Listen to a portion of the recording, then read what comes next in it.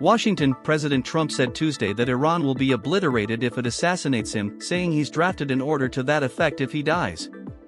If they did that, they would be obliterated. That would be the end, Trump said in the Oval Office as he signed an order to reimpose maximum pressure on Tehran. I've left instructions. If they do it, they get obliterated. There won't be anything left, and they shouldn't be able to do it. And Biden should have said that, but he never did. I don't know why. Lack of intelligence, perhaps. Trump said that he was reluctantly signing the maximum pressure order to prevent Tehran from acquiring nuclear weapons. Iran allegedly has sought to assassinate Trump and various officials who served in his first administration as payback for the Trump-ordered assassination of General Qasem Soleimani in 2020. Despite the threat, Trump ordered the removal of the security details protecting former Secretary of State Mike Pompeo and ex-National Security Advisor John Bolton. The country's theocratic leaders also allegedly hacked people associated with Trump in an attempt to undermine his 2024 candidacy. Former President Joe Biden resisted bipartisan pressure to increase economic sanctions on Iran, including the country's oil exports.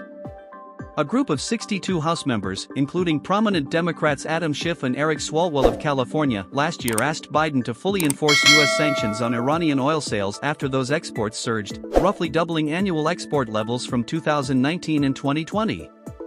Iran now exports more than 1.4 million barrels of crude oil daily, over 80% of which goes to China. From February 2021 to October 2023, the regime has taken at least $88 billion from these illicit oil exports, wrote the group. Iran is deriving significant economic benefits from pervasive sanctions evasion, with Iran's annual economic growth increasing by more than 4% and net foreign currency reserves up by 45%.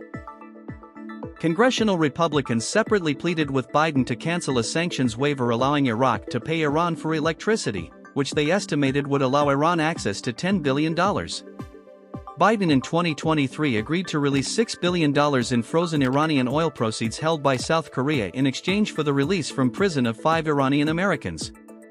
The funds were to be held by Qatar for Iran to purchase items such as food and medicine, but the US and Qatar reportedly reached a quiet agreement to pause distribution after Iran-backed Hamas terrorists massacred about 1,200 Israelis on October 7, 2023.